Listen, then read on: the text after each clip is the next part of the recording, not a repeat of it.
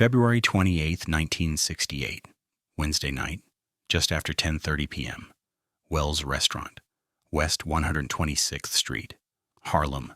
Ellsworth Bumpy Johnson sat in his usual booth, back straight, hat still on, hands folded near a half-finished plate of smothered chicken. The room knew him. It always did. Forks slowed, voices softened. No one stared for long. The food had arrived 5 minutes earlier. Bumpy had taken 3 bites. Then his fork stopped halfway to his mouth. His jaw tightened. Not in pain at first. Confusion. Like something didn't land right. He swallowed anyway. The motion looked forced, mechanical. His chest rose once, twice. Then his left hand slid off the table and struck the floor. A chair scraped back hard. Someone said his name, not loud. Careful. As if volume might make things worse. Bumpy tried to stand. He didn't make it. His knees buckled and his shoulders slammed into the booth. Plates rattled, a glass tipped, spilling water across the table, soaking the napkins. This wasn't a man easing into a medical episode. This was sudden, violent, wrong. Within seconds, the restaurant was frozen between 2 instincts: help him or get out of the way. A woman screamed. A man shouted for a doctor. The waiter, the one who had brought the plate, was already moving, too fast. He didn't ask what was wrong, didn't look back.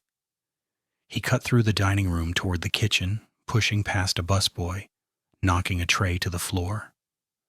By the time someone thought to follow him, the kitchen door was swinging shut. Bumpy collapsed fully now, breath hitching, eyes unfocused. Foam gathered at the corner of his mouth. His right hand clawed at his chest, like it was trying to pull something out. Someone knelt beside him. Someone else ran for the phone. The plate sat untouched except for those 3 bites. Chicken, gravy, collard greens. Nothing spilled. Nothing looked disturbed. But the smell, sharp, bitter, chemical, hung faintly above the steam. One of the cooks would later say he noticed it only after the ambulance arrived. Another would swear he smelled nothing at all. Within 4 minutes, sirens cut through the block. By then, the waiter was gone. Not outside smoking, not in the back alley, not in the basement.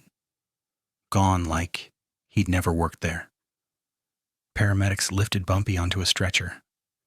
His pulse was weak, erratic. They worked fast, but not with urgency. They'd been told it was likely a heart attack. That was the word.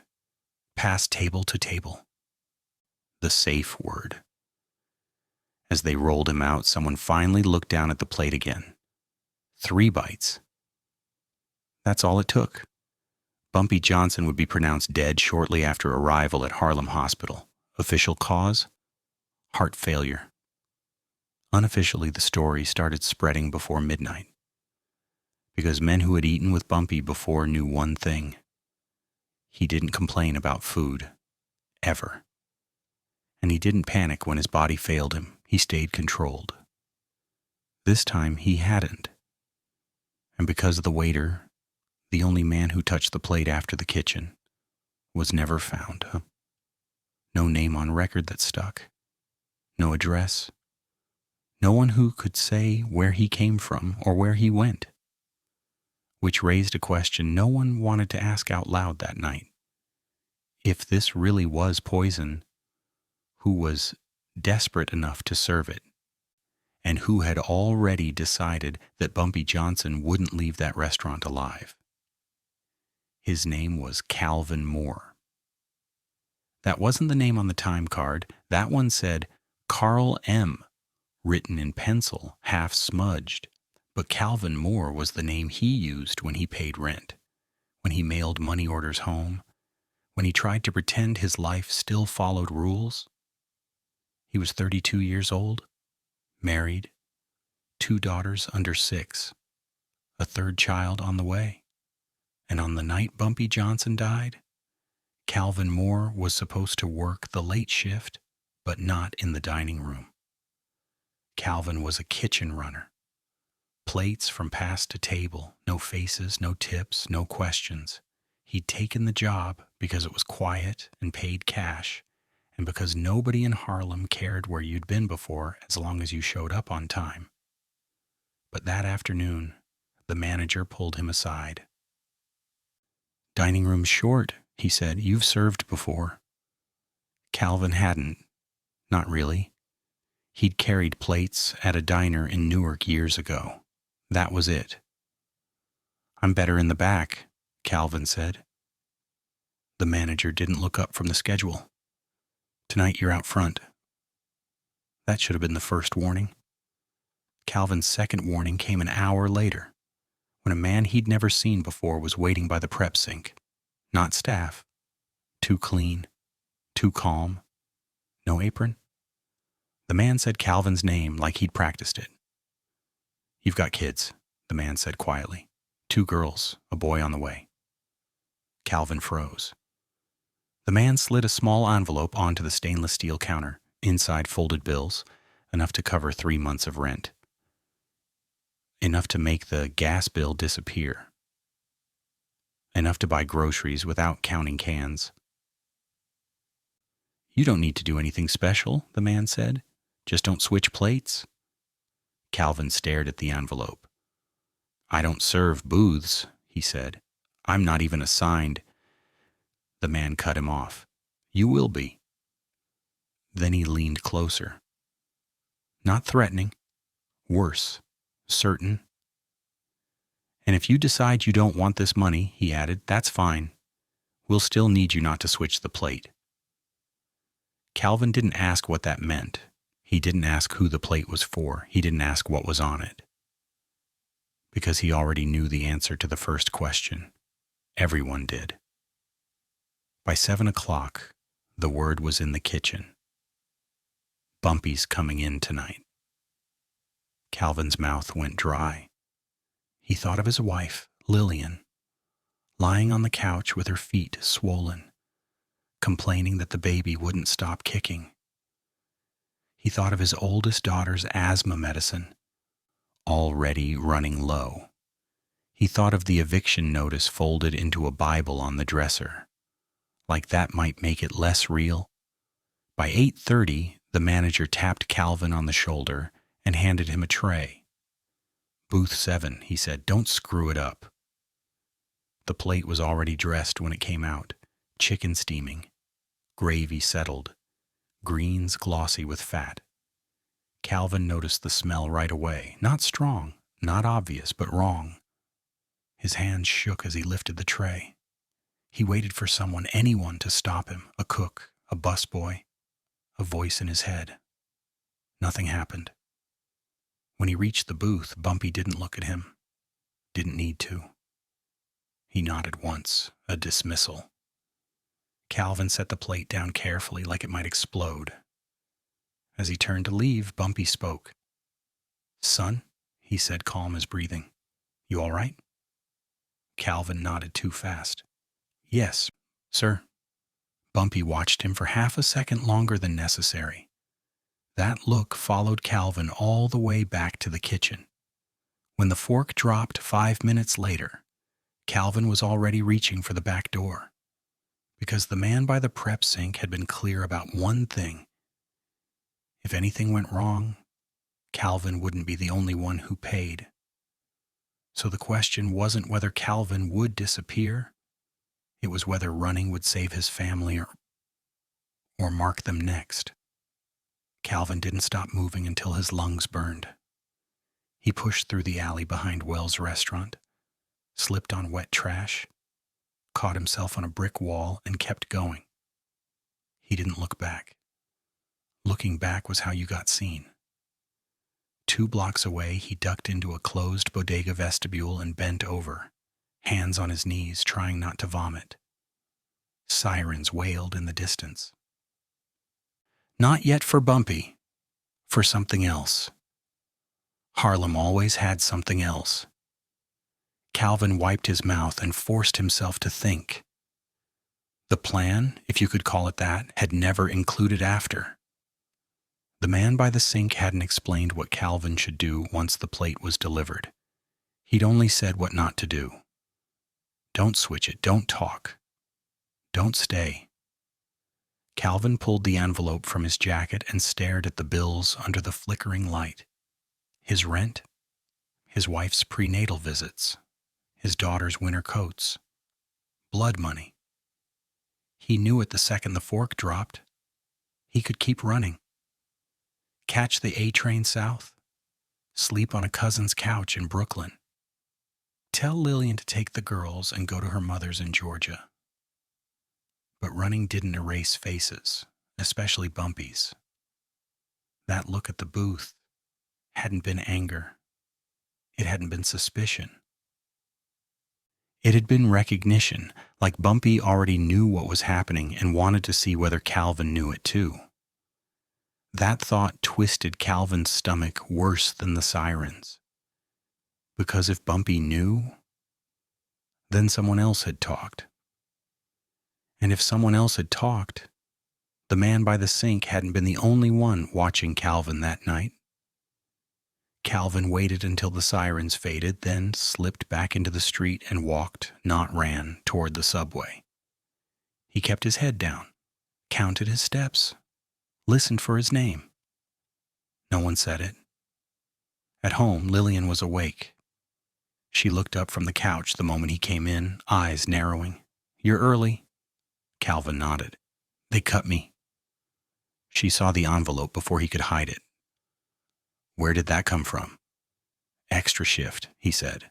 "Too fast. Again." Lillian didn't argue. She never did when money appeared without explanation. That was her own kind of survival. But later, when Calvin lay awake listening to his daughters breathe through the thin bedroom wall, he made a decision that scared him more than running ever could. He would go back. Not to the restaurant. That was finished. He would go to the man who'd put the envelope on the counter.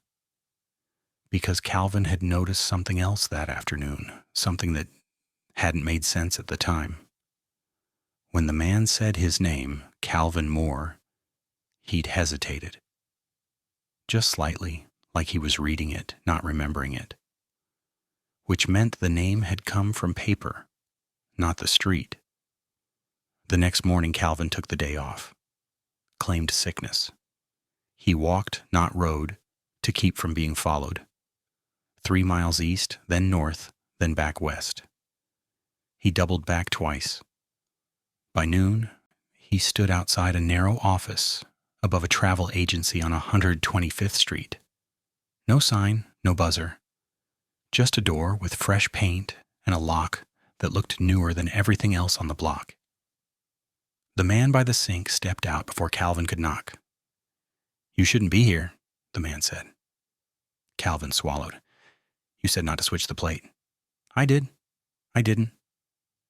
The man studied him, then smiled thinly. "And Bumpy's dead."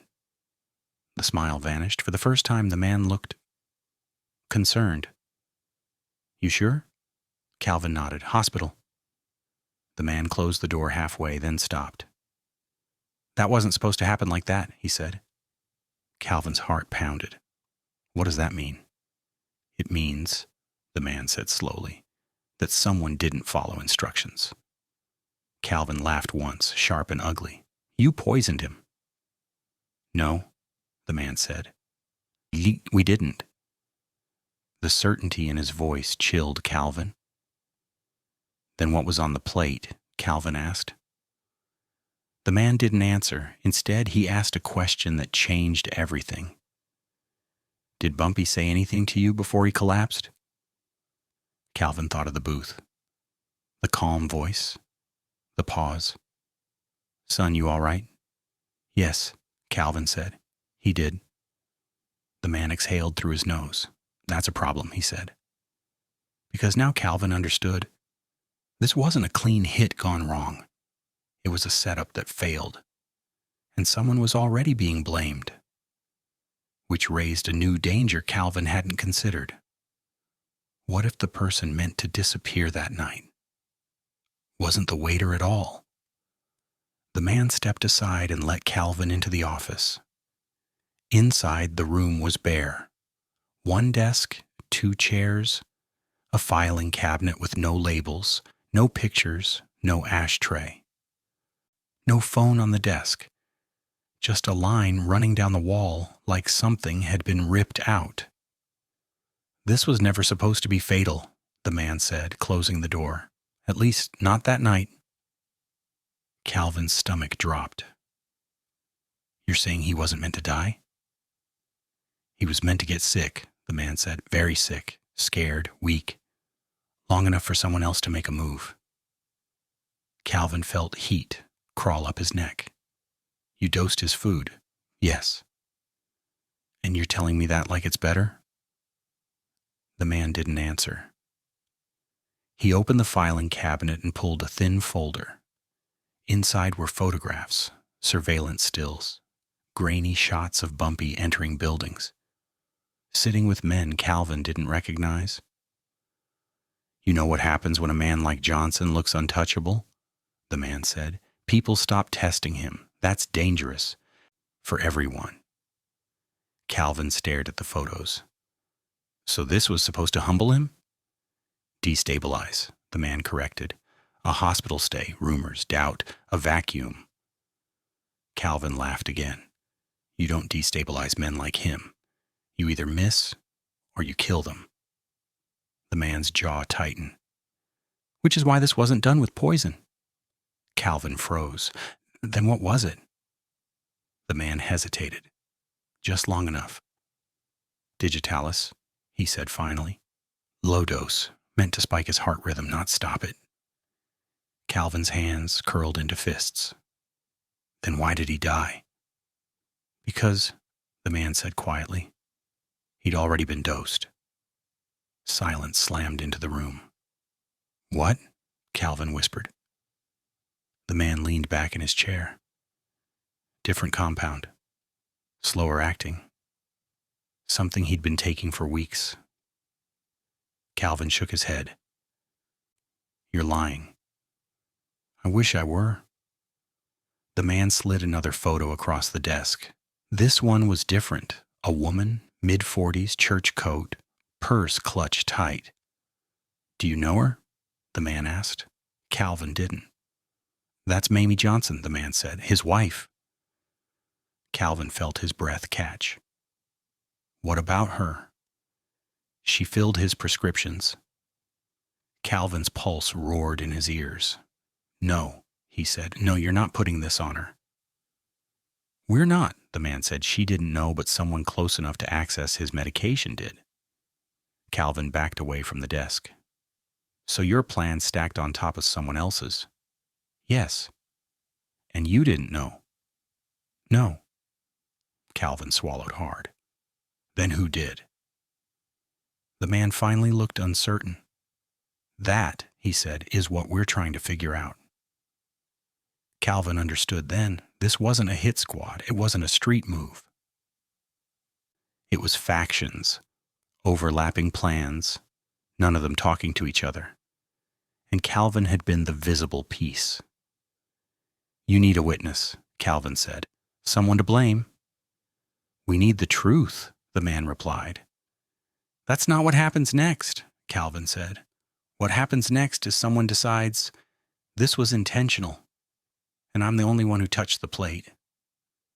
The man studied him. "Which is why you're still alive." Calvin laughed bitterly. "For now?" The man stood. "You have a choice." Calvin's chest tightened. "I already made it. I served the plate." "No," the man said. "You made that choice yesterday. This is a new one." He opened the door and gestured down the hallway. "You can disappear. We can make that happen. New name, new city, your family included." Calvin thought of Lillian, of the girls, of the baby not yet born. "And the other option?" he asked. The man's voice dropped. "You go back on the street. You let people see you. You let them talk to you. Calvin stared at him. That's suicide. It's bait, the man corrected. Someone out there knows our dose wasn't lethal. Someone panicked when Johnson died anyway. Calvin shook his head. They'll kill me. Eventually, the man said, but not before they try to control the story. Calvin understood the twist before the man said it out loud. You don't want to find who killed Bumpy, Calvin said. You want to see who reacts. The man met his eyes. Exactly. Calvin felt something cold settle in his gut. He'd thought the danger was over when he ran out the back door. He'd been wrong. The danger was just changing shape. And if I refuse? Calvin asked. The man didn't hesitate. Then we let Harlem decide what happened at Wells' restaurant, he said, and Harlem is rarely patient. Calvin closed his eyes. In his mind, he saw the booth, the plate, the 3 bites. He saw Bumpy's face, not angry, not afraid, just watching, like he'd known the meal was poisoned, but stayed anyway. Calvin opened his eyes. When do I start? He asked. The man stepped aside.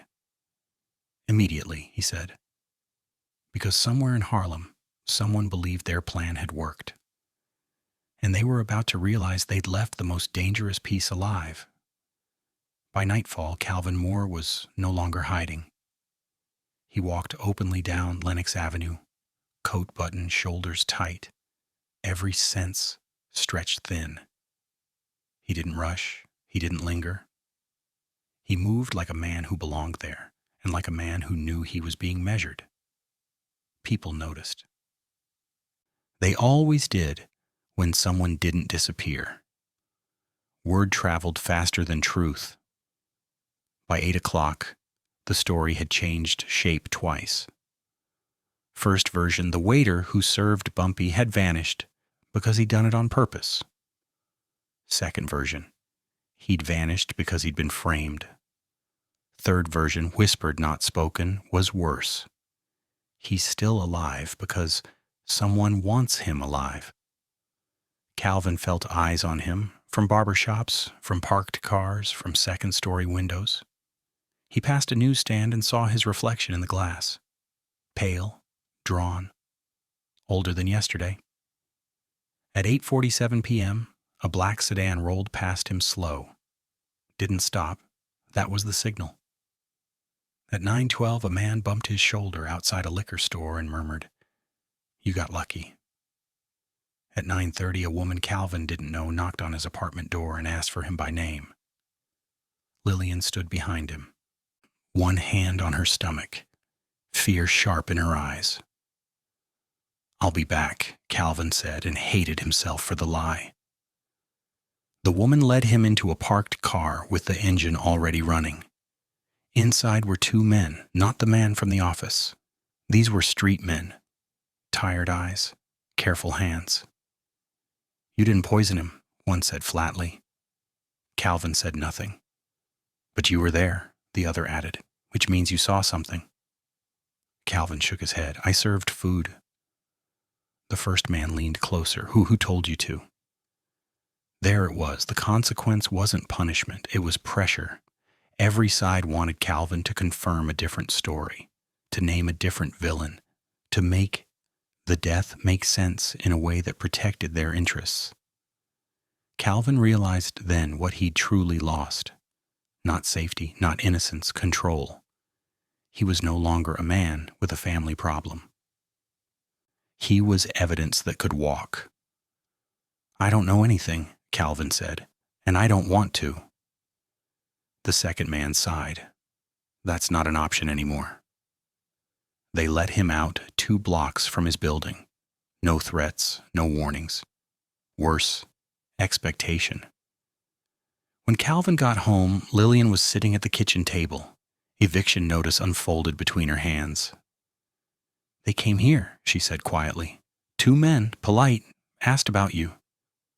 Calvin sat down hard. "What did you tell them?" he asked.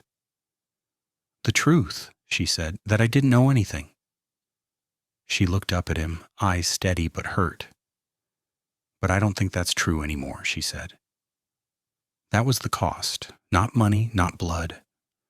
The moment when the person you're protecting realizes you've put them in danger without asking. And outside, somewhere in Harlem, someone was running out of time because Calvin Moore hadn't said the name they needed him to say. Yet. By the third day after the funeral, Harlem had reorganized itself. Not officially, not on paper, but in the way men stood closer to doorways, in the way conversation stopped when someone unfamiliar passed, in the sudden interest in who had eaten where and with whom and who had paid. Bumpy Johnson was buried on a cold morning under a gray sky. The crowd was large, quiet, and uneven.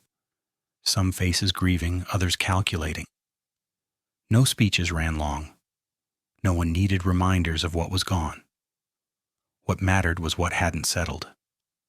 Normally death closed ranks. This one opened seams. Crews that hadn't spoken in years began sending feelers. Old debts were brought up, then dismissed, then remembered again. Numbers shifted.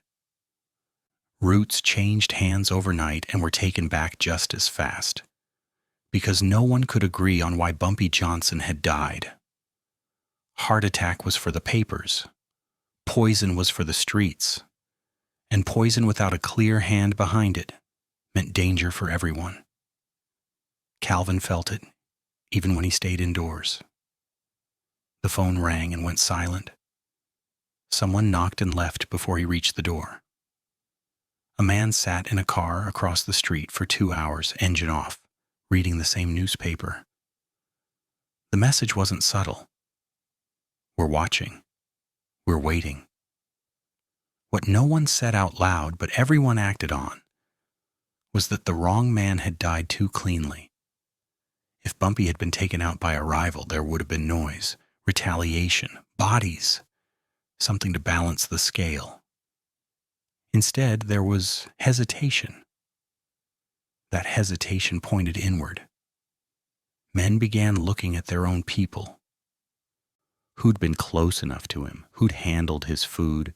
Who'd handled his medicine? Every question circled back to the same problem. The waiter didn't disappear. Calvin Moore became a rumor with a heartbeat.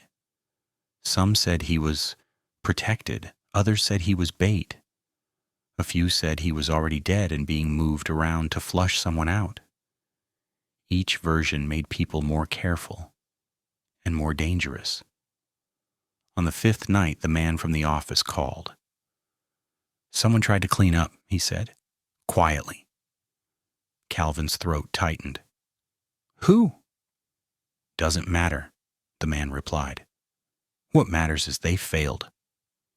Calvin leaned against the wall. "That means they'll try again." "Yes," the man said, "and this time they won't miss." Outside, a car backfired. Calvin flinched hard. The man continued. "The street thinks the death created a vacuum. It didn't. It exposed a fracture." Calvin closed his eyes. Bumpy's absence hadn't simplified anything. It had removed the one man who could stop multiple plans from colliding, which meant Harlem wasn't stabilizing. It was overheating.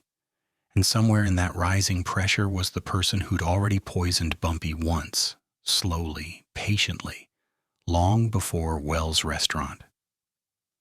That person had stayed silent, so far. The aftershock wasn't violence, it was anticipation. And Calvin understood something that terrified him more than the watching eyes. The moment the truth surfaced, someone would lose everything they'd been protecting. And the street would demand payment from the man who survived long enough to point the finger. Calvin Moore didn't get a chance to point. 3 weeks after the funeral, the pressure broke. Not with a confession, not with a shootout, but with paperwork. A clerk at Harlem Hospital flagged a prescription irregularity during an internal audit.